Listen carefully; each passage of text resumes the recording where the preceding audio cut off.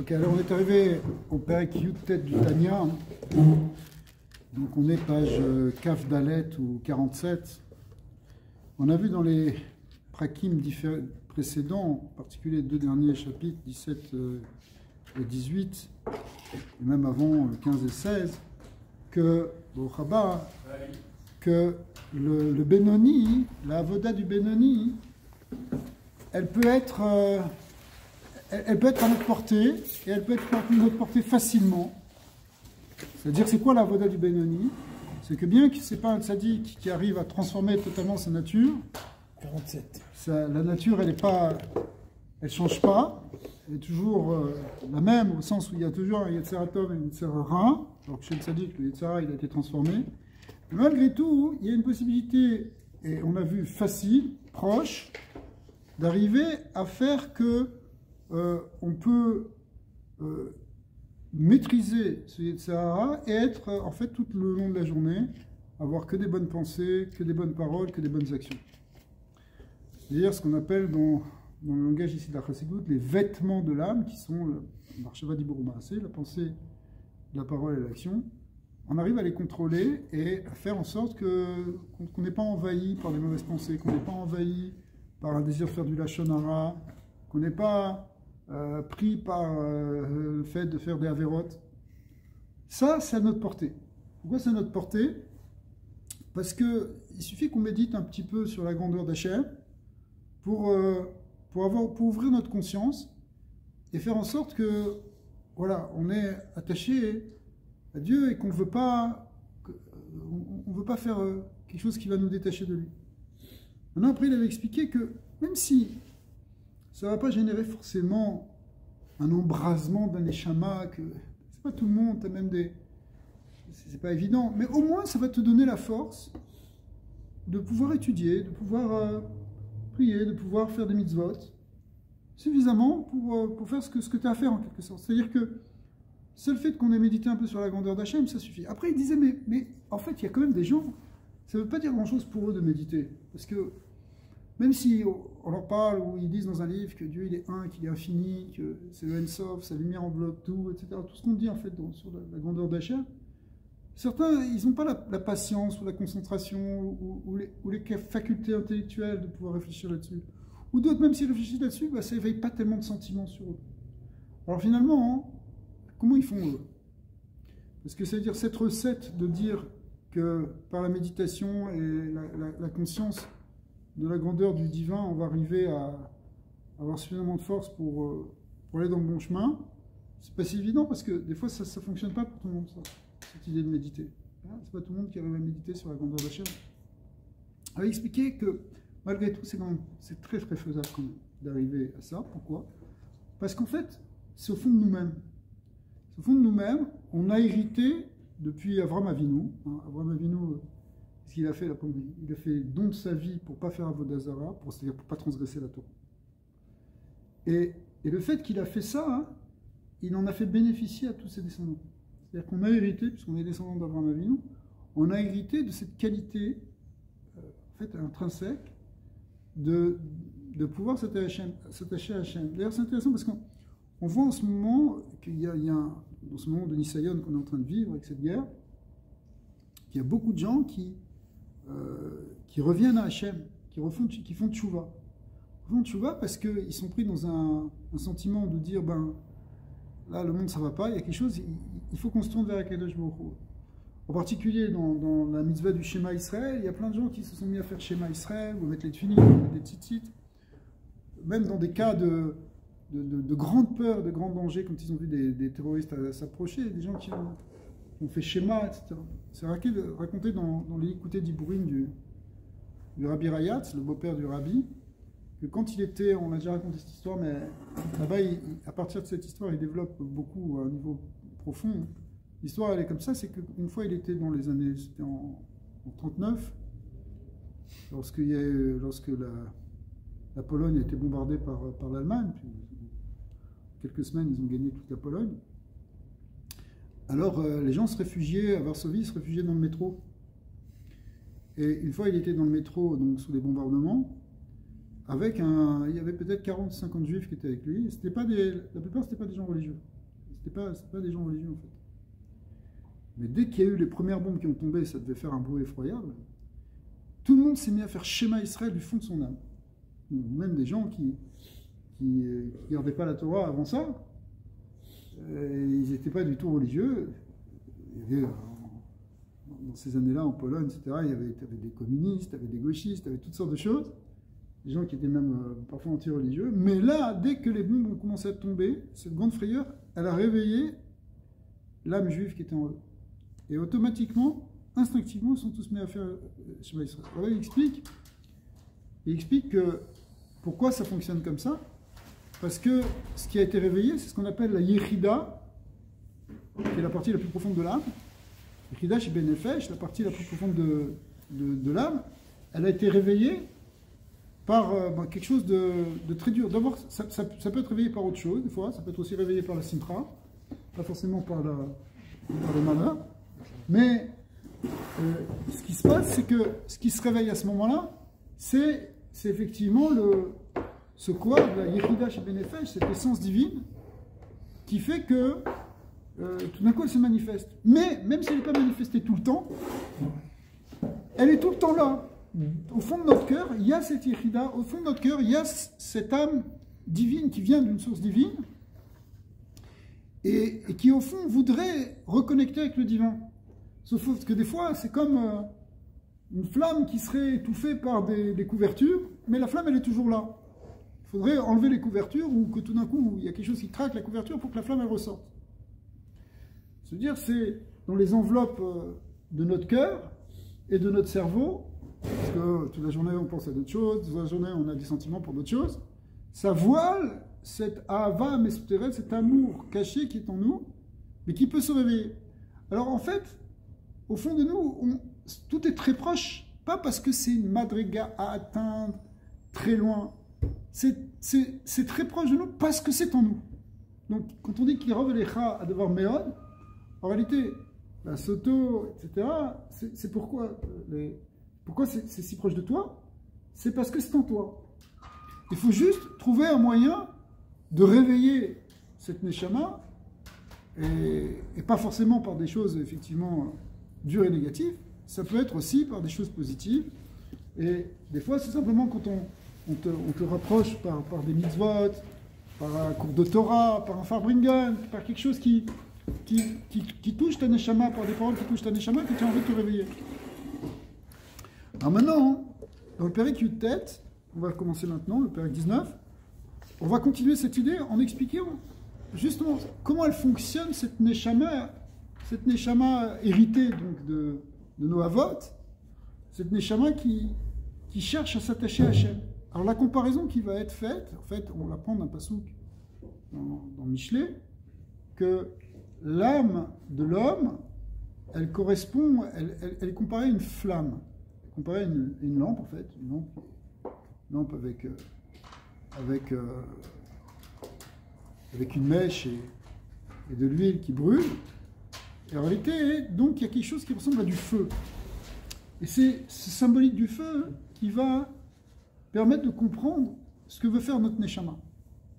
Après ça, on va voir comment on va pouvoir développer ce feu. Perek Yud-Tet.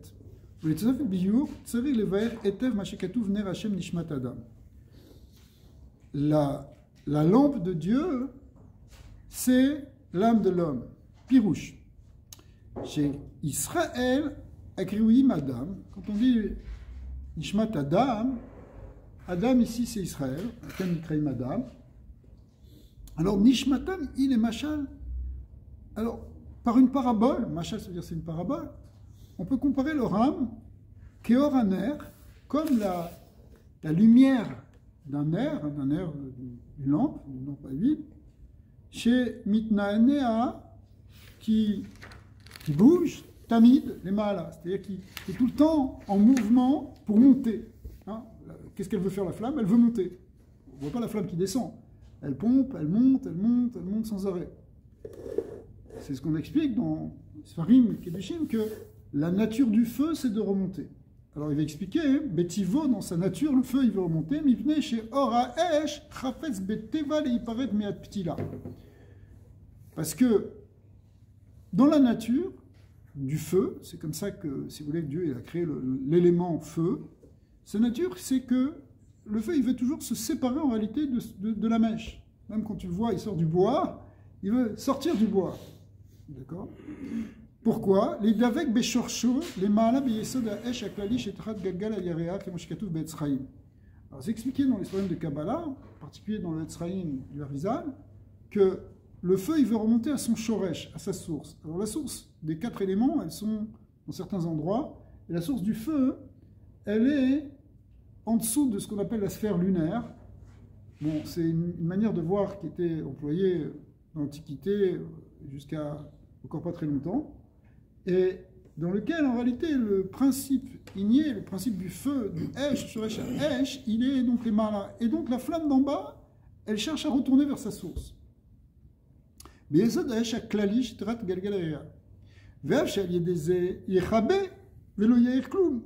en réalité, il y a quelque chose de fou ici. C'est que ce feu, il veut retourner vers sa source, mais s'il fait ça, il va s'éteindre. Il va disparaître. Si tu coupes la flamme de la mèche, eh bien, il n'y a plus de flamme. Au contraire, Veloyaïr, il ne va même plus luire. Kloum, les matins, il n'y aura plus de lumière en bas. Mais, Vegam, les Ma'ala, Beshorcho, Yidbatel, Oro. Et même, quand il remonte dans sa source, en fait, sa lumière, elle disparaît. Elle disparaît dans sa source. Oui. Mais Metsioud, Beshorcho, c'est-à-dire que c'est comme une chose qui retourne dans sa source, alors elle disparaît dans sa source. Imagine un rayon de soleil qui rentre dans le soleil. Alors, dans le soleil, au fond du soleil, il n'y a plus de lumière. Il y a juste le soleil. La lumière du soleil, c'est son rayonnement. La même chose.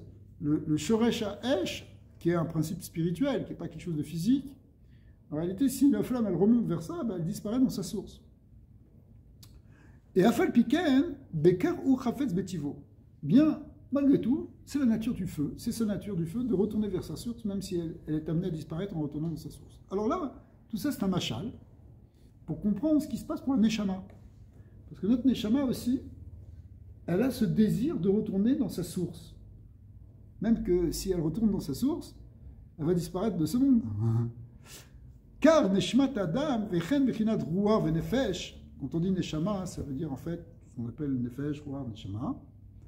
Chefsa Vecheshka Betiv'a, elle désire, elle a envie, dans sa nature, c'est la nature même de la Neshama. L'Ipared, elle a un désir naturel de se séparer, ou la Tset Minagouf, de sortir du corps, ou l'Idavek Beshorcha ou Mekora. Elle cherche en fait à réintégrer sa source. C'est pour ça que tu vois des grandes sadikim pour qui la Neshama est très développée, très, très manifeste, beaucoup plus, encore, si vous voulez, que la proportion d'importance est beaucoup plus grande pour sa Neshama que pour son corps. Son corps, c'est secondaire pour lui. Qu'ils partent dans ce qu'on appelle Kalut Anefesh, à tel point que des fois il faut les retenir pour pas qu'ils quittent ce monde. Parce que la Neshama, elle approuve un tel désir d'amour et de crainte pour Dieu, qu'il y a un risque réel que la Neshama les quitte. Donc pourquoi? Parce que c'est ça la nature profonde. La nature profonde de la Neshama. Il y a des histoires, par exemple, une fois, il y a plein d'histoires qui sont racontées. Une histoire sur le Balatania, ils ont été obligés de... Ils ont vu que ça y est, il était en train de partir. Il était dans une vécoute pendant des heures dans la fila, et tout d'un coup, il est devenu pâle, ses yeux se retournaient. On sentait que son Neshama était en train de partir. Ils l'ont attrapé, ils l'ont secoué, ils l'ont donné à manger pour le ramener. Même chose aussi, il y avait une histoire avec Rabbi Yitzhak de Berditchev, des gens qui étaient tellement saints, tellement pleins d'amour pour Dieu, que si la Neshama s'exprime, c'est un élan vers le haut qui vise à quitter le corps. Car Nishmat Adam, Vechen Bechinat Ruah Veneshua Shechasa Vecheshka Betival, il paraît le set Menagouf et l'Idabek Beshorcha Mekora. C'est-à-dire s'attacher donc Bachem Chaye Achayim. Pour s'attacher en fait à sa source, c'est quoi? C'est quoi la source de l'âme? Ben c'est Hachem, qui est la vie de la vie, la source de la vie. Bechinat Chaye Achayim. Nous on a notre vitalité, c'est notre Neshama. Quand notre Neshama nous quitte, il n'y a plus de vie. Mais le Chaya Chaim, la source de la vie de la vie, ben c'est Dieu. Chaya Chaim Baruchu. Agam Shetiye, Aïn Vefes Vetitbatet Sham Bemetsiout Legamre. Même si elle retourne vraiment dans sa source, elle va disparaître. Comme si vous voulez une goutte d'eau qui se fondrait dans l'océan. Velo Isher Mimena, Meuma, ou Mimauta, Veatzmuta, Rishon. Il ne resterait rien en réalité de ce qu'elle est maintenant. Notre Neshama maintenant, elle est prise dans un corps, etc. Elle a une dimension, maintenant si elle retourne dans la source divine, c'est comme si. C'est comme, encore une fois, une goutte d'eau qui se fond dans l'océan. Afal Piken, Zeret Sona Vechefza. Mais, bizarrement, je rajoute le mot bizarrement parce qu'il va expliquer que c'est quelque chose qui, justement, la Nikuda, qui est au-delà de la raison.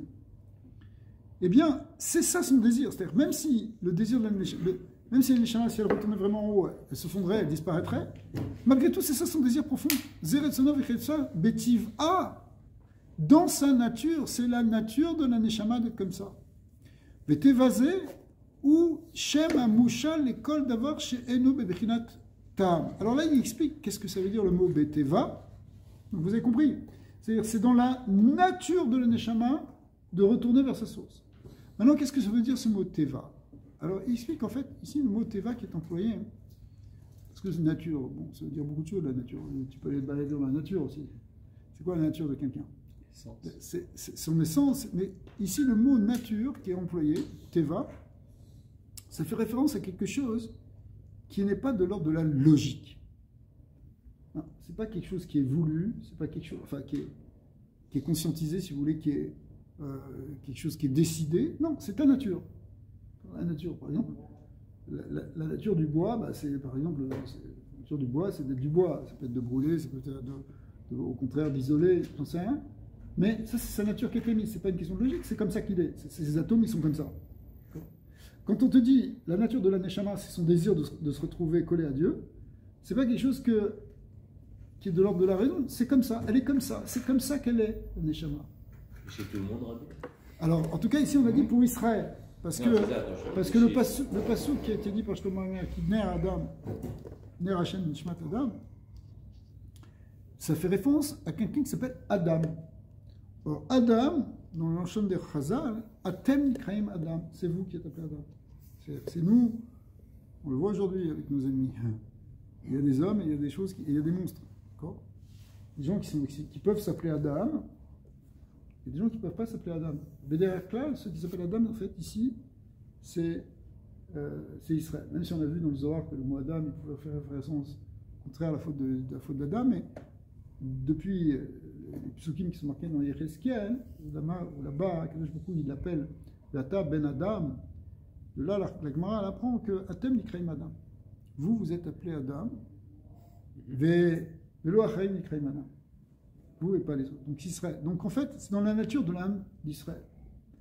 La nature de l'âme d'Israël, au fond, elle a une nature spirituelle. C'est vrai que tu vois des fois des Juifs qui ne sont pas du tout dans la spiritualité. Et même peut-être toute leur vie ne le sont pas. Mais, ce que nous dit le Balatania, il nous l'a déjà dit avant, c'est qu'en fait, c'est parce que c'est comme si c'est enfermé. Cette lumière-là, elle est bloquée, enfermée par toutes sortes de couches. Mais en réalité, c'est là.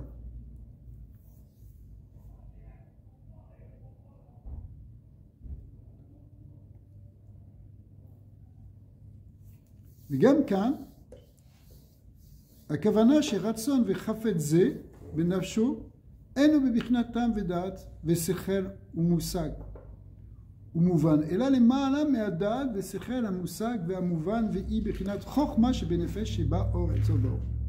En réalité, cette nature de l'Neshama, donc qui est pas quelque chose de logique, qui est pas quelque chose du niveau de la compréhension du tout. Eh bien, c'est un degré dans la Neshama qui porte un nom dans la Kabbalah. Il s'appelle la Bechina de Chochma. Vous vous rappelez que dans les cours précédents, on avait vu que la notion de Chochma, de Sfirat Chochma, c'est ce qui permet de véhiculer le Or Ensof. La Sphira de Chochma, la Sphira la plus élevée, après il y a Keter, mais on parle de Chochma pour commencer, elle est elle-même un levouche, un vêtement, un keli dans lequel rayonne la lumière infinie de Dieu. On a vu que dans toutes les Neshamot d'Israël, c'est comme ça qu'il avait expliqué, ce qu'on vient de redire au début, mais sans ce langage kabbalistique, mais il avait expliqué dans ce langage de la Kabbalah, C'est-à-dire que toutes les Neshamot d'Israël, même si elles viennent d'un niveau inférieur, par exemple qui s'appellerait Malchut de Asiya, d'accord, c'est vraiment Malchut de Asiya, c'est la dernière sphira du dernier monde. En réalité, dans cette Malchut de Asiya brillent des niveaux plus élevés, qu'on peut appeler Malchut de Hatzilut, et dans Malchut de Hatzilut, il y a même Chorma de Hatzilut, et dans Chorma de Hatzilut, il y a le Ensof, le Or Ensof. Autrement dit, même dans la Neshama la plus basse, du juif le plus simple, qui n'a pas un niveau spirituel très grand, malgré tout, brille dans sa Neshama cette lumière de Chorma qui contient la lumière du Ensof. Et c'est ce qui donnait la force à chacun, à chaque juif, de pouvoir justement tout dépasser, faire Messirut Nefesh et se rattacher à Dieu d'un coup. Pourquoi? Parce que la lumière infinie, elle est en fait au fond de lui. Donc là, je suis en train de redire ce qu'on a dit au début du cours, mais dans un autre langage. D'accord? Donc, dans chaque personne, il y a une lumière qui est ce or infini. Alors, le Nekuda qui est rapporté ici, c'est que quand on parle de Chorma, on avait expliqué que Chorma est au-dessus de quelle sphira? Qu'est-ce qu'il y a en dessous? Bina. Bina. Et Bina, hein, ça veut dire quoi Bina? C'est quoi Bina? C'est la connaissance. C'est quoi Bina? C'est l'intellect. C'est la compréhension intellectuelle. C'est le Sechel. D'accord? Ça, c'est l'intellect. Maintenant, Chorma, c'est quelque chose qui s'appelle les Mala Mina Sechel, qui est au-dessus du Sechel. C'est l'intuition spirituelle, c'est une perception dans un niveau qui n'est pas de l'ordre de la compréhension. Pourquoi? Encore une fois, parce que dans Chorma, il y a une dimension infinie, une dimension de ce Or Ensof. Si on dit qu'il y a une dimension infinie du Or Ensof, le Or Ensof, par définition, si vous voulez, tu ne peux pas l'expliquer. Tu ne peux pas l'expliquer parce que c'est infini.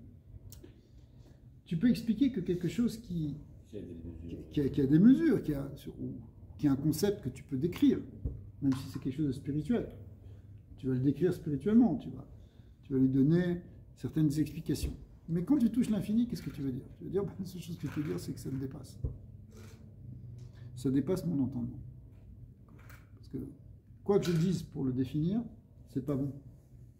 C'est comme si je voulais définir Dieu. Tu peux pas définir Dieu. Tu peux dire, bon, il se manifeste avec cette qualité, il se manifeste avec cette qualité, les Rachoum, les Hanoun, les Chesed, et les Gibor. Tu peux dire, t'as Gibor, t'as quel Agadola, Gibor, Vanora. Tu peux dire des choses. Mais en réalité, tu n'as pas enfermé Dieu dans ça.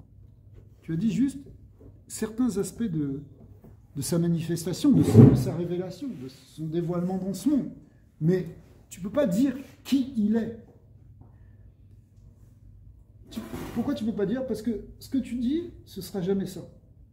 Ce sera jamais, parce qu'il y a encore beaucoup plus que tout ça. Vous avez déjà dû le dire dans le cours précédent, mais j'ai oublié. C'est Keter sur toute Chorma. Et que Chorma, c'est le Or Ensof. Alors Keter, c'est quoi? Il y a plus haut que le Or Ensof?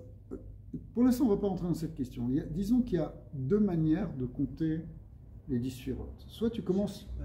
Alors, je ne sais pas où est le dessin, mais soit tu commences par la sphère de Keter. À ce moment-là, tu comptes Keter, Chorma, Bina, Chesed, Gvura, Tiferet, Netzar, Od, Yesod et Malchut. Ça fait 10 suivantes. Soit tu as une autre manière qui est utilisée ici dans le Tanya essentiellement, mais pas seulement. Enfin, c'est qu'on commence par Chorma, et au lieu de compter Keter, on compte Chorma, Bina, Da'at. Il y a des raisons pourquoi on compte des fois par on commence par Chorma et on compte Da'at, ou des fois on commence par Keter et on ne compte pas Da'at.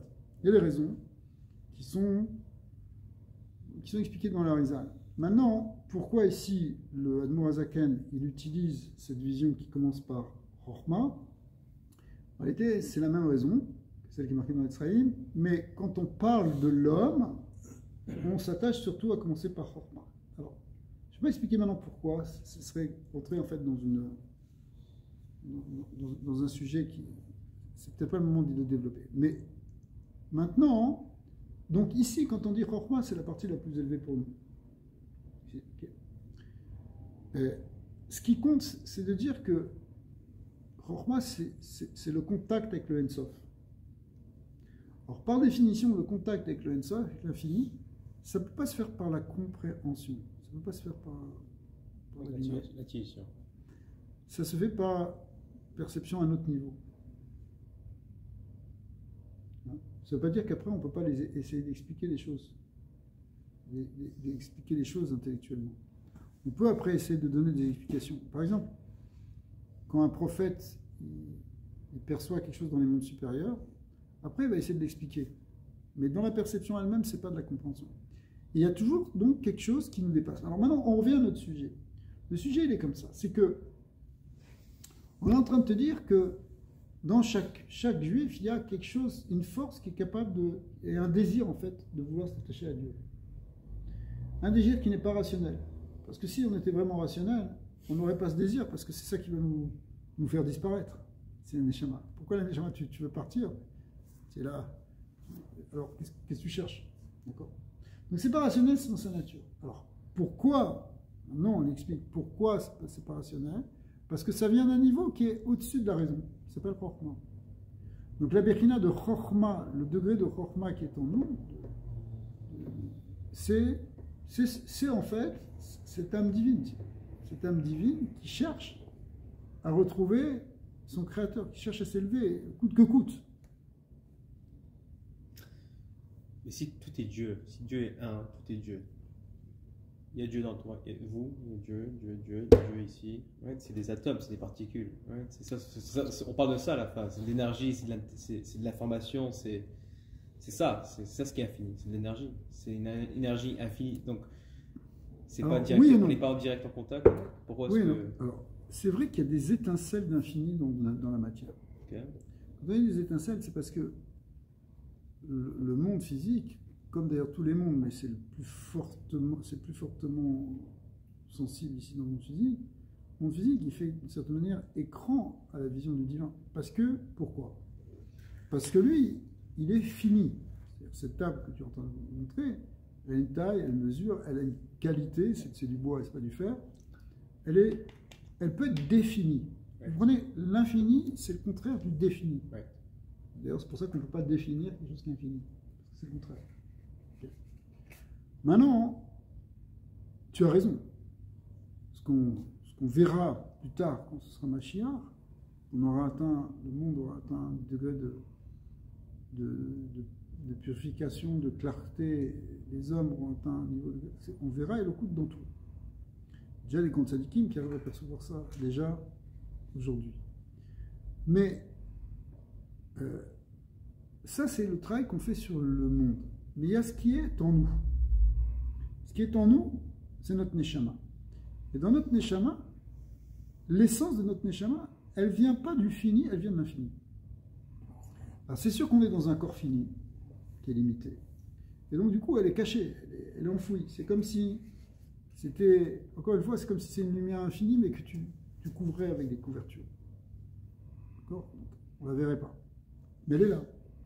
Il faut juste ouvrir un peu les couvertures. Okay. Mais sa nature, c'est ça la nature de la Neshama, je te dis, la preuve que c'est sa nature, c'est qu'en fait, elle cherche à retrouver le Ensof, parce que c'est de là qu'elle vient. Comme la flamme qui cherche à retrouver son shorash. C'était ça l'image. Donc, en nous, il y a une dimension d'infini. Cette dimension d'infini, c'est ça en fait qui fait c'est ça qu'on a hérité d'Avraham Avinu. Parce qu'Avraham Avinu, lui, était dans un monde, si vous voulez, le monde de Nemrod, qui venait après le tour de Babel. Au contraire, on voulait enfermer tout le monde dans une boîte. C'est-à-dire le système totalitaire, dictatorial, de la Avodah Zarah, où tu limites ta croyance. C'est quelque chose qui est très très profond philosophiquement, parce que c'est un des enjeux majeurs, si ce n'est pas l'enjeu métaphysique le plus profond qui oppose Israël aux nations. Et c'est pour ça que les nations nous détestent. C'est une des raisons profondes de l'antisémitisme, c'est que l'âme juive, elle proclame que nous, on est infini. Et les nations, elles ne veulent pas de cet infini. Au fond, elles ne veulent pas. Même s'il y a des mystiques, etc. Mais elles veulent un monde qu'elles peuvent contrôler. Si tu veux contrôler les choses, ça veut dire que justement tout est limité. Sinon tu ne peux pas contrôler. Donc elles refusent l'idée d'infini. Parce que l'idée d'infini fait que finalement, c'est pas nous qui contrôlons. Donc, Nemrod, si vous voulez, dans lequel vient Avraham Avinu, parce que c'est ça la Nekuda qu'on a hérité. Nemrod, Avraham Avinu s'est jeté pour ne pas faire Avodah Zarah. Ça veut dire, il a dit, l'Avodah Zarah, c'est quelque chose de limité, c'est comme ça, voilà, c'est cette forme, c'est cette force. Avraham Avinu, il a dit, moi je ne crois pas dans ça. Moi je crois qu'au-delà de tout ça, c'est pas telle force qui domine le monde, c'est ni le soleil, c'est ni la lune, c'est ni les étoiles, c'est ni telle constellation, c'est ni tel homme, ni qui que ce soit. C'est autre chose qui est au-delà de tout ça, qui est l'infini. En réalité, le Dieu un d'Abraham, c'est le En-Sof. Et là, ça perturbe tout le monde. C'est pour ça qu'on veut le faire taire. Et il y a eu un miracle, c'est que Abraham Avinu, il était sauvé de tout ça, et du coup, il a commencé à faire connaître au monde, ce qui était connu par certains initiés, il y avait toujours, comme Shem, comme Methuselah, comme tous ceux qui ont précédé, mais il a commencé à faire comprendre au monde, aux gens simples, entre guillemets, que le pouvoir suprême de Dieu, c'est un Dieu, enfin, le pouvoir suprême qu'il y a dans le monde, c'est le Dieu En-Sof, c'est le Dieu infini, qui est unique, et qui est effectivement partout, qui contrôle tout, etc. Du coup, il a tellement réalisé en lui que c'est devenu sa réalité, et cette réalité nous l'a fait hériter. Donc, dans l'âme d'Israël, il y a ce concept d'infini. Tu ne peux pas me limiter, tu ne peux pas m'enfermer, tu ne peux pas me tuer même, puisque je viens de l'infini. Enfin, je suis immortel. Même si les nazis Marchemam Zichram, ils ont voulu tuer tous nos corps, ils n'ont pas tué notre âme. Parce que notre âme, elle est indestructible. Indestructible. Pourquoi? Parce qu'elle vient du En-Sof. Le vrai Nitzachon, la vraie victoire, elle vient quand on manifeste cette dimension éternelle et absolue qui est notre Neshama. C'est l'opposition des Goïm aujourd'hui. Les nations, elles sont toutes contre nous, plus ou moins. L'antisémitisme, il remonte partout. Il y a encore quelques années, ça faisait penser au début des années 30. Là, ça ne fait plus penser au début des années 30, on passe à la fin des années 30. Fin des années 30, voilà, on est au bord d'une nuit de cristal. Que Dieu préserve. Une chose. Pourquoi, voilà. À Paris, dans les régions parisiennes, ils ont tagué des étoiles juives sur les maisons juives, sur les magasins juifs. C'est quelque chose qui est, on est revenu au même niveau. La même chose. En réalité, ici, le fondement métaphysique de tout ça, ce qu'on est en train de voir, ce que les nations ne peuvent pas supporter, hein, c'est cette dimension d'infini qui est en nous. C'est la totalité contre l'infini. Le livre qui est écrit là-dessus. Donc,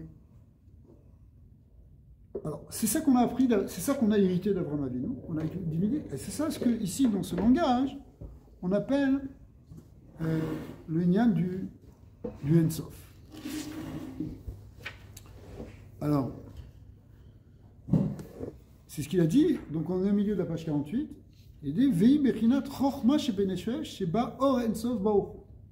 Donc, cette âme divine qui cherche à retrouver sa source, coûte que coûte, quitte à disparaître, se refondre dans l'absolu divin, c'est ce que tout à l'heure j'ai appelé ça la Yechida, Shebeneshvesh parce que c'est marqué comme ça un peu plus loin, et dans d'autres endroits, dans d'autres mamarines. Ici, il appelle ça la Bechina de En-Sof, qui est contenue donc, dans ce qu'on a vu dans la dimension de Chokhmah, qui est la partie la plus élevée. Vezeu klal bekol sitra dikdusha she'eno elama shenimshar mi Chokhmah shenikra kodesh elyon. Alors, il va donner maintenant une définition extraordinaire de ce qu'est la Kedusha. La Kedusha, on a souvent entendu parler que Kedusha, ça veut dire séparé, quelque chose qui est Mugdash, qui a été consacré, c'est-à-dire qu'on l'a séparé du reste du monde, on l'a réservé à quelque chose. Par exemple, une femme qui est Mekoudeshet, lorsqu'elle se marie, lorsque le mari l'épouse, en fait, elle devient Mekoudeshet li, elle devient Mekoudeshet lo, à son mari, réservé. Donc, ce qui est Kadosh, c'est ce qui est séparé, ce qui est mis de côté, qui est unifié. Ici, l'union de Kedusha, on va toucher le point le plus important de la Kedusha, c'est que, en fait, ce qui est Kadosh, c'est ce qui fait un avec le Ensof. Et en réalité, ça veut dire, dans un autre langage, c'est ce qui est Batel devant le Ensof, ce qui s'annule, comme le Neshama qui voudrait s'annuler dans le Ensof, donc qui est le Neshama Kedosha, parce qu'elle s'annule. Vezou klal bekol sitra de Kedusha. Il explique c'est quoi le côté de la Kedusha. Sheno ma shenimshar mi chochma. En réalité, ça vient de cette définition, de cette dimension de chochma. Pourquoi, encore une fois, c'est quoi chochma? C'est le keli, c'est ce qui permet de véhiculer le or ensof. C'est ce qui s'annule devant le ensof. Shenikra kodesh haïlion. Et la chochma, son autre langage, c'est comment on l'appelle aussi? On l'appelle le kodesh haïlion, c'est-à-dire le sacré supérieur, le saint supérieur, ce qui est à batel bemetziut beorensof. Effectivement, la chokma elle est totalement annulée dans son existence même, devant le Orensof Baruch Hu. Un Melou Bashbo qui s'habille en lui, parce qu'on a vu que la sphira de chokma c'est le véhicule, le keli de ce Orensof, et donc elle s'annule devant ce Orensof. Parce que si toi, c'est-à-dire, si tu veux être le véhicule du Orensof, il faut que tu t'annules devant lui, parce que si tu prends une Metziut, bah, tu vas pas contenir le Ensof. Tu vas contenir quelque chose de limité. Tu dis, non, moi je pense que les choses elles sont comme ça. C'est ça le lien de Avodah Zarah. Dans Avodah Zarah, moi j'ai une vision du monde comme ça, je pense que c'est ça, je limite finalement Dieu à une idole, je limite à quelque chose de défini. Et donc il y a une Metsiout, il y a une Yeshut, moi je pense que c'est comme ça. Nimrod il te dit, moi je pense que Dieu c'est comme ça, c'est moi, et prosternez-vous devant moi. Avraham Avinu, il dit, non, tu ne peux pas enfermer Dieu dans quoi que ce soit. C'est ni le soleil, ni la lune, ni les étoiles, ni quoi que ce soit. Il est au-delà de tout ça, il est infini. D'accord? Ça, pour arriver à ça, il faut qu'il y ait un bitoul. Il faut dire, c'est ni ça, ni ça, ni ça. Tu annules totalement ta pensée, ta compréhension. C'est la birkina de Chorma. La birkina de Chorma qui est au-delà du Sechel, c'est les malam mina Sechel, comme on l'a expliqué la semaine dernière. Eh bien, c'est elle qui est le véhicule, le kili du Ensof. Mais ça s'appelle une notion de bitoul, il faut s'annuler. En fait, si tu veux, la seule figure géométrique qui peut contenir l'infini, si tu dessines un cercle, ça ne va pas contenir l'infini, ça va contenir une partie de l'espace. C'est un carré, la même chose. La seule chose qui peut contenir, c'est un point. Le point, il n'occupe pas d'espace, dans sa définition géométrique en tout cas. Eh bien, du fait qu'il n'occupe pas d'espace, en fait, il est tout entier entouré par l'infini. Donc, si vous voulez, l'idée de bitoul, d'annulation, qui est revenir dans une nekuda, dans une nullité d'espace, c'est ce qui symboliquement est le véhicule, le keli de l'infini. Donc, la notion de bitoul, c'est ça qui permet de connecter avec l'infini. Ouais. Juste pour reprendre un concept que vous avez mentionné avant le début du cours et dans plusieurs cours avant sur vous disiez avant comment pas tout le monde peut méditer, la faculté de méditer sur la grandeur de Dieu. Essentiellement, il faut s'imaginer comme un point dans la totalité de l'espace et du temps. Alors après, tu as plusieurs techniques de méditation. Là, tu en fais référence à des choses, s'imaginer. Il y a des choses qui sont écrites chez les Mekoubalim, par exemple de fermer les yeux, d'imaginer qu'on est entièrement entouré du Or Ensof, des choses comme ça. C'est des techniques de méditation. Mais déjà, c'est dans notre personnalité, dans nos midot, c'est d'annuler totalement notre yesh, notre gava. Right. C'est-à-dire que ce qui peut permettre d'arriver donc à la chokma qu'on appelle ici la kedusha, c'est qu'on soit battel notre metziut. Right. Tant qu'il y a un moi-je, ça empêche la kedusha. Il n'y a pas de kedusha dans la yeshut. Ouais, alors juste pour rephraser ce on verra qu'il y a aussi, mais... Pas juste la méditation par contre, juste pour intégrer comme dans le day to day, tous les jours. Comme aujourd'hui je suis là, j'essaie d'annuler. Il faut que j'intègre que je suis un point dans tous les univers, dans tout l'esprit, dans tout... Right? C'est ça qu'on parle. Dans la Kabbalah de Rizal, c'est tout l'univers, c'est qu'un point. C'est un point. C'est pas simplement nous qui faisons partie de cette... C'est vrai que ce point, il contient tout, il contient le monde en tout, mais en fait, il n'est qu'un point. C'est-à-dire qu'il est totalement annulé devant Dieu.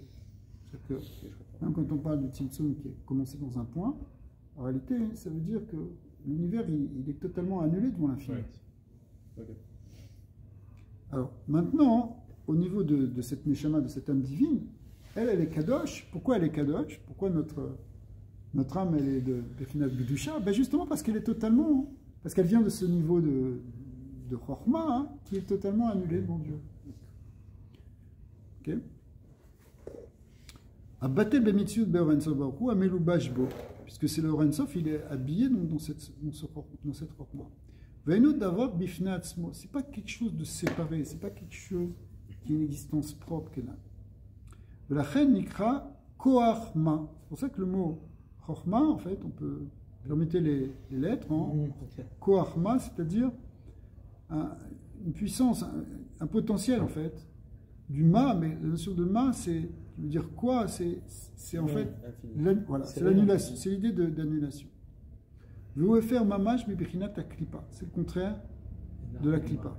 Et nachnuma, comme il a dit Moshe Rabbeinu, on est ma, ça veut dire qu'est-ce qu'on est. Ouais, quand il dit qu'est-ce qu'on est, ça veut dire que tu comprends que tu n'es pas quelque chose hors en fait de cette existence divine.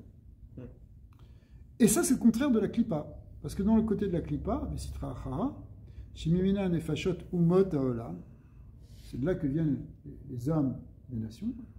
Et si on l'avait oublié, parce qu'on se dit, mais non, on va être une nation comme les autres, on a voulu faire ça. Eh bien, on vient de te rappeler ce qui est marqué ici, c'est que c'est pas pareil. Ils viennent Vesitra, justement, viennent de Vesitra Achara, de l'autre côté, par rapport à Hachem, par rapport au Yehoud, par rapport à l'Akdusha, par rapport à Ensof, qui est en fait le côté du fini. Ils font. Alors après, les phrases qui sont marquées ici, ça a failli valoir tenir des gros problèmes, parce qu'il a dit les avdin, les garmayou, qui font les choses pour elles. Kol chesed des avdin, les garmayou des avdin. Toute la bonté des nations s'est intéressée. Et oui, les Américains, s'ils amènent des porte-avions, c'est pas vraiment pour nous, c'est pour eux. Ouais. C'est parce qu'ils ont des intérêts. Alors que la nature profonde de cette âme d'Israël, c'est quelque chose qui est désintéressé parce que il n'y a plus de métiout, il n'y a plus de moi. Ça ne veut pas dire qu'on ne peut pas tomber aussi dans la Klippa, et qu'il n'y a pas une archisa de la Sitra Achara, et qu'on ne peut pas tomber aussi dans le Yetzara des nations, etc. Mais dans l'essence du peuple juif, c'est pas ça. Ça vient de la Gdusha, ça vient de ce Kohar Ensof. Et c'est pour ça que quand on est dans une situation parfois désespérée, difficile, comme on a expliqué là dans cette histoire qui est arrivée au rabbi précédent lorsqu'il était en Pologne avec des juifs qui n'étaient pas religieux et qui étaient sous les bombardements à Varsovie dans le métro, et tout le monde s'est réveillé, a fait Shema Israël. C'est ce qu'on a vu aussi, même ici, dans des kibbutzim. Et c'est ce qu'on voit aujourd'hui dans le clan d'Israël, que cette âme juive, elle se réveille. Elle se réveille, et elle se réveille. Parce que c'est ça, notre nature profonde, toute la base là, de ce qu'on dit depuis plusieurs chapitres, c'est que, pourquoi c'est Karov Elecha de Varmeot? Parce que c'est en toi. Parce que c'est notre nature profonde, elle vient de cet infini. Donc il suffit juste de la réveiller. Mais Amrinan, alors par contre, les nations, elles font des Avdin, des Garmayou, là en fait, ils citent ce qui est marqué dans les Tikkuné Hazohar, qu'elles font les choses pour elles-mêmes, c'est-à-dire avec un intérêt égoïste. Amrin, Av, et elles disent donne, donne. Et le mot Av, il ressemble à ce que fait le chien quand il aboie, il fait wav, wav, wav, wav, qui veut dire donne, donne, donne. C'est un désir de prendre, un désir de recevoir. Olitani, laisse-moi goûter, il a dit Esav, il veut manger, il veut profiter, il veut recevoir. C'est ça le problème du monde aujourd'hui. Ouliyot, yesh vedavar bifnei atzmo, il veut être quelque chose d'existant, séparé. Les nations l'ont dit dans leur philosophie, même Hitler, il marchait mot, quelqu'un m'a montré un texte hier éloquent, où il dit qu'il veut faire disparaître le peuple juif, parce que c'est eux qui ont inventé la morale et la mauvaise conscience dans le monde, et qu'il dit, nous sommes des barbares et on veut rester des barbares. Ça veut dire on veut avoir une existence sans Dieu, sans annulation, on veut vivre, exister dans toute existence, mais en tant que moi. C'est fondamentalement ça l'enjeu. C'est le yesh ou le haïn. Le moi ou le ensof. Mais les chrétiens, les évangéliques, évangélicos aux États-Unis, d'abord, Hachem, alors, c'est vrai qu'ici, quand on a l'impression que c'est un peu noir ou blanc, c'est-à-dire qu'il y a les juifs et les goyim, dans le Zohar, c'est expliqué que suivant la nature des Neshamot, il y a des palais dans le ciel du Gan Eden qui font que les Neshamot vont aller dans différents palais. Par exemple, si quelqu'un c'était un Gibor, il va aller dans un palais des Giborim. Si quelqu'un c'était un Baal Chesed, il va aller dans le palais des Baal Chesed. Et il y a un palais spécial qui s'appelle le palais des Chassidé Umat Haolam. Quoi les Chassidé Umat Haolam? Les Chassidim des nations, c'est en fait ceux qui font les Sheva Mitzvot Bnei Noir et ceux qui ont pris la conscience. Dans les Sheva Mitzvot Bnei Noir, il y a une reconnaissance de Dieu et il y a une reconnaissance en fait de sa Torah. Alors, les évangélistes dont tu parles, probablement ils font partie de cette catégorie-là. Et il y a beaucoup de alors, ils peuvent être aussi dans les individus, il peut y avoir des gens qui font des choses, des actes désintéressés aussi, bien sûr. Alors, en fait, quand on creuse un peu plus, c'est très intéressant, c'est que beaucoup de déotes qui pensent que la notion de quelqu'un qui est Mekabel Sheva Mitzvot Bnei Noir, ça s'appelle déjà une Gerout. Donc, quand on parle de Ger Tzedek, c'est quelqu'un qui prend sur lui 613 mitzvot, mais en fait, il y a déjà le Ger Toshav à l'époque où le Beth Amikdash fait le Yovel. Ger Toshav, c'est quelqu'un qui prend sur lui les 7 mitzvot Bnei Noir. C'est déjà une conversion, c'est déjà quelque chose qu'il fait passer dans le cadre de Adam, justement. Mais si quelqu'un il tue, il vole, ou il fait Avodah Zara, ou il est dans la débauche extrême, etc., enfin dans l'adultère, il perd son statut d'Adam. Il prouve qu'il n'est pas Adam. Ouais. Alors, pourquoi? Parce que Yesh veut d'avoir Bifnat. Le problème, c'est ça, c'est ce Yesh veut d'avoir Bifnat. Et faire Bechinat Chorma, c'est le contraire de la Chorma. C'est là que ça se joue. La Chorma, qui est donc, on a dit, le Bitoul devant la Gdusha, devant la Metziut d'Hachem. De la reine, il crée Metim. Pourquoi hein? C'est pour ça que Rechaim, Bemitatan, Bechayim, Nikraim Metim, ils sont appelés morts. Pourquoi? Qui a Chorma Techaye Baalea. C'est parce que la source de la vie, on a vu, on appelait ça Chaya Chayim. En réalité, c'est la Chorma. Parce que, pourquoi? Parce que c'est quoi le Chaya Chayim? C'est quoi la vie de la vie, la source de la vie? On a dit c'est le Ensof. Or le Ensof, il brille que s'il y a un bitoul pour le laisser passer. C'est-à-dire, c'est donc quoi? C'est l'inspirat Chorma. Donc c'est pour ça que la Chorma est appelée Techayet Baalea, c'est elle qui fait vivre, la source de vie. Urtiv, Yamutu velo bechorma. Un autre passage qui te dit, il meurt sans sagesse. Ça veut dire que la mort, c'est le contraire de la Chorma. C'est l'eau bechorma. C'est ce qui n'est pas dans la Chorma. Dans la Chorma, il y a la vie. Et quand il n'y a pas de Chorma, lorsqu'il n'y a pas donc Bitoul, il n'y a pas Kedusha, eh bien en fait, il y a la mort. Oui, mais ça implique qu'il n'y a plus de conscience. Sur les morts, il n'y a plus de conscience, mais l'âme, elle est infinie, l'âme, non? Ça veut dire que tu peux avoir des gens dans ce monde, tu les vois vivants, ils parlent à la télé, ils font ce qu'ils veulent, okay. Ils ont un corps, ils vont travailler tous les matins, tous les soirs, mais ils sont appelés métim. Okay. Pourquoi ils sont métim? Pourquoi c'est des gens morts? Parce qu'ils ne sont pas connectés avec la source du Ensof. Okay, c'est une métaphore. Voilà. Okay, mais en réalité, c'est une métaphore qui te parle ici du fondement, parce que qu'est-ce que c'est la vie? La vie, tu peux la définir comme quelque chose de biologique, tu peux la définir, etc. Mais ici, c'est la vie essentielle, c'est la capacité de recevoir et de véhiculer le Or Ensof, qui est la source de vie. Shem est appelé Mekor Chayim. Vechen Areshaim ou Poché Israël. Alors, c'est pas simplement les Goyim. Qu'est-ce qui se passe maintenant pour les Reshaim d'Israël? Eux aussi, ils font les mêmes avérotes. Ok? Vechen Areshaim ou Poché Israël. Kodem Shebaou les Yad Nisayon les Kadesh Hashem. Alors, tant qu'ils ne sont pas arrivés à ce moment où tout d'un coup ça peut se déclencher, qu'ils vont faire Kiddush Hashem, où l'âme juive elle se réveille, comme on le voit aujourd'hui.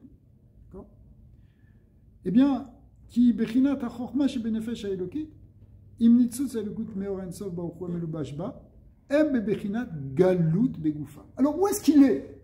Parce qu'on a dit, c'est ça notre nature profonde. Donc, un juif qui est tombé dans les vérotes, en réalité, son nitzutz de Gdusha, sa dimension de Or Ensof, qui fait partie de l'essence de sa neshama, de la partie la plus élevée de sa neshama, etc.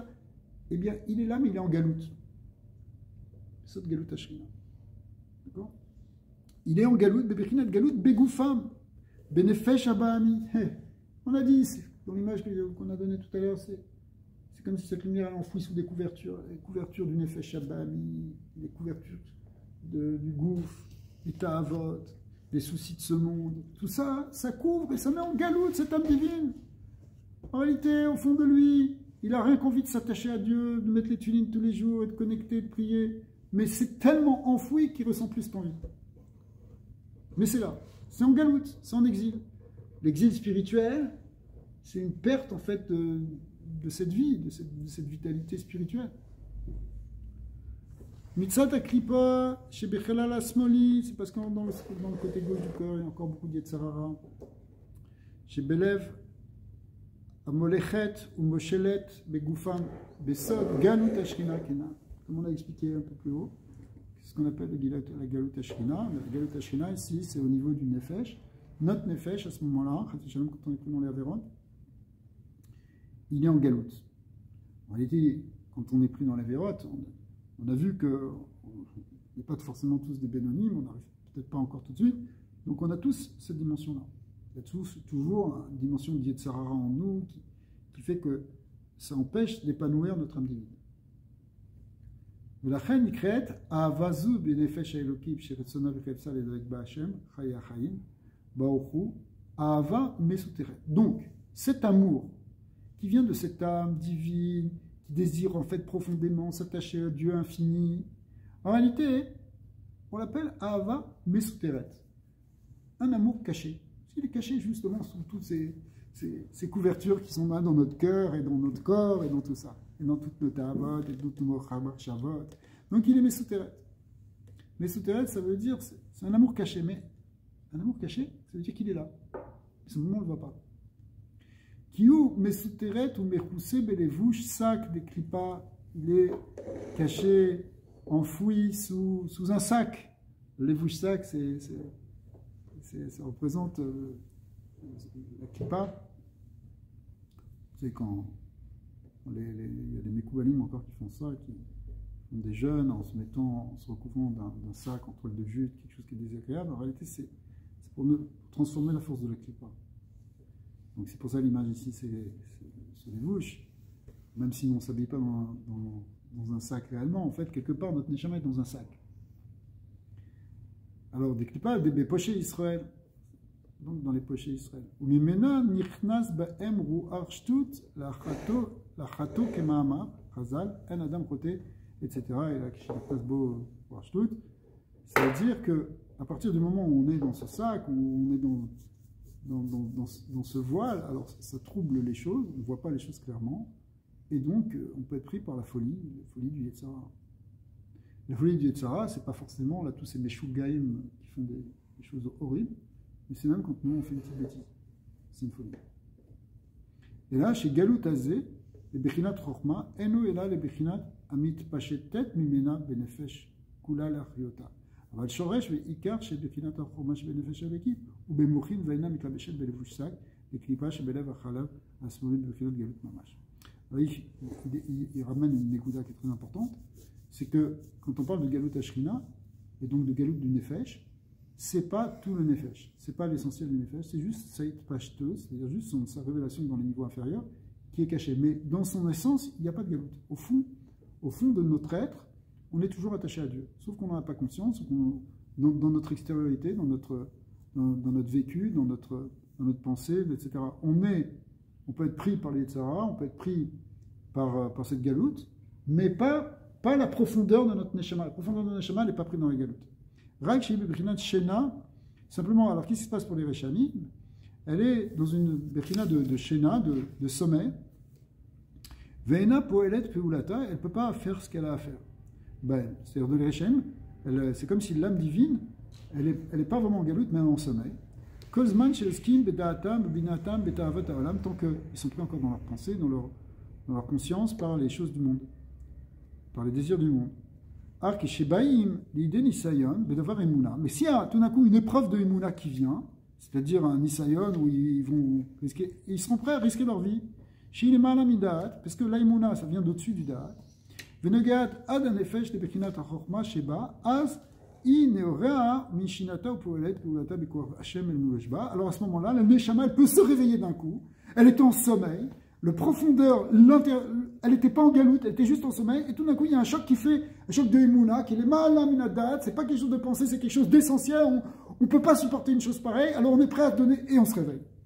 Ok, Moshe Katouj va ikas ke yasham Hashem la mode benisayon beimunat Hashem. Donc à ce moment-là, c'est un réveil qui vient sans que ce soit pensé, c'est simplement un réveil tout simple.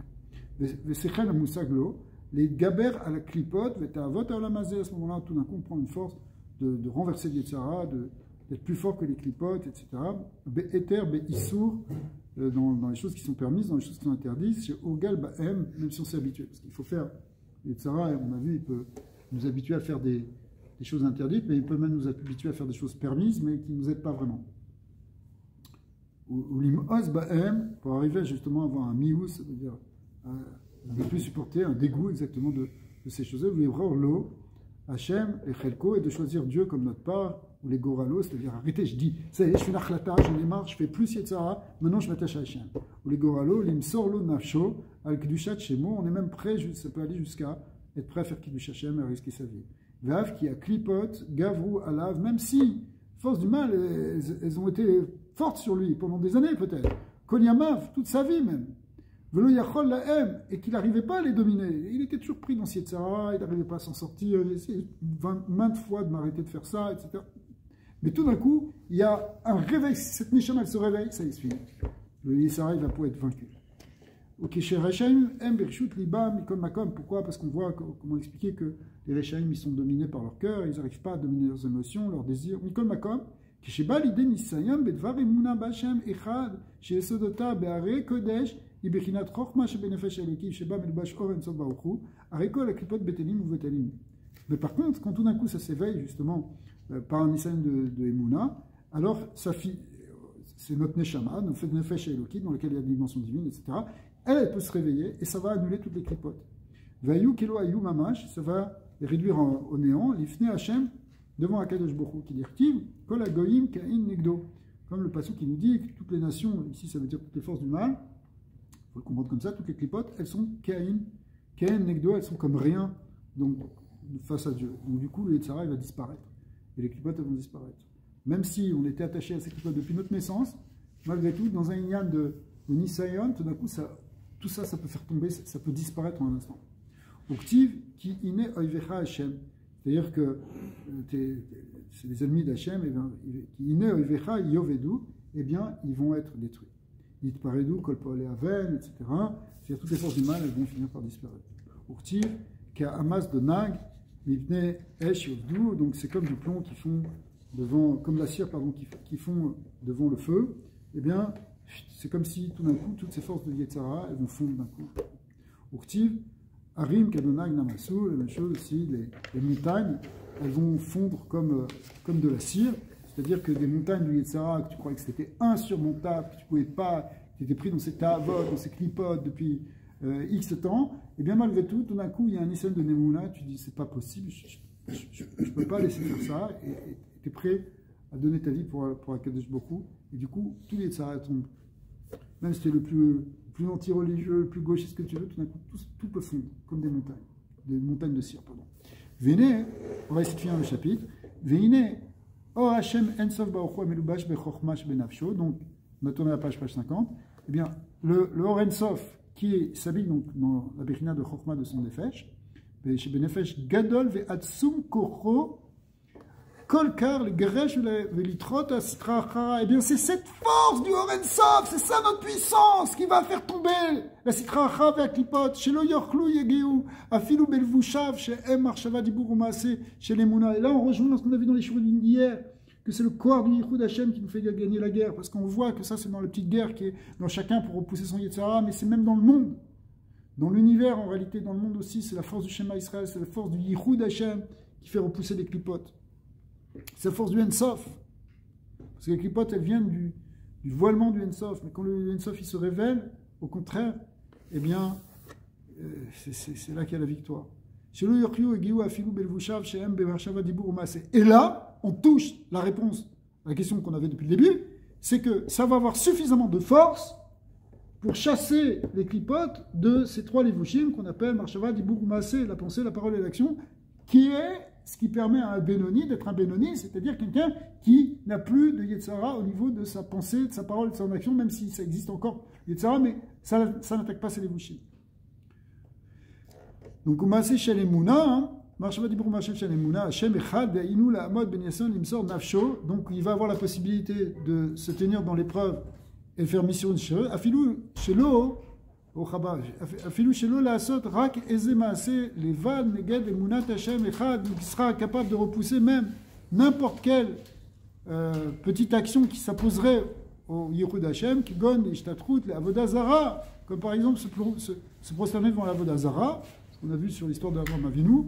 Av she'eno ma'amin ba, même s'ils ne croient pas, des fois il y a des gens, on leur dit si tu fais pas avodah zara, on va te tuer, ils disent non, tu pourrais dire mais j'y crois pas, je vais faire ça pour me faire plaisir, mais j'ai aucune, pour moi c'est un bout de bois. Non, tu vois des gens qui sont simples, ils ne sont pas religieux, ils n'ont jamais rien fait, ils ont été. Et tout d'un coup, ils n'accepteront pas de se prosterner devant une avodah zara, même s'ils n'y croient pas. Pourquoi? Parce que c'est plus fort qu'eux. Ils ont cette dimension de Ensof. Av she'eno ma'amin ba klal, même s'il n'a pas la avmuna, belibo. V'chen shelo ledaver toe, chas v'shalom. Il va dire aussi, sa parole elle va être contrôlée. Il dira pas des choses fausses. À l'ardouto, il va pas être des choses qui vont s'opposer à l'ardout Hashem.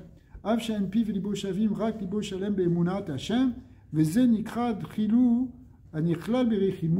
qu'on appelle aussi la crainte qui est inclus dans l'amour, parce qu'on a expliqué que ça s'appelait Ahavat Mesuteret, mais c'est pas que simplement la Ahava, il y a aussi la Ira qui est contenue dedans. Chez Ahava Ativit, chez Benefesh, chez Elohim, chez Beklayut Israël, chez Chepsa Virtsona Betiva, les Dabek Beshorcha, Mekora, Or Enso Vorou, Mipien Avazou. En réalité, c'est cet amour qui est au fond de chaque juif, qui désire profondément s'attacher au Ensof. Mipien Avazou, Veresonze, Irat. Et grâce à cet amour qui est profond en lui, alors il y a une certaine ira, ou mefachedet, betiva, minoga, beketsea, tumat, avodazara, chas veshalom, et à cause de ça, la personne, elle va avoir la crainte, elle ne voudra jamais toucher quoi que ce soit qui a un rapport avec avodazara, parce que, pourquoi il y a cette ira? Parce que cette ira, elle fait partie de cette ahava musuteret qui est en lui. Shiuneget emunat Hashem, parce que cette avodazara, elle va contre l'emunat Hashem, echad, Afilu belbouchea, chitsonim, shem, dibou, maase, bli, emuna, belev klal, même s'il s'agissait de faire juste une parole, une action de Avodah Zara sans qu'il y mette du tout son cœur, il ne sera pas du tout d'accord de faire ça, à cause de cette ira, et ce dégoût de l'Avodah Zara qui vient de cette Ahava B'Suret, qui vient de ce Or Ensof qui est en lui. Bon, Adonai, le Olam, Amen, Amen.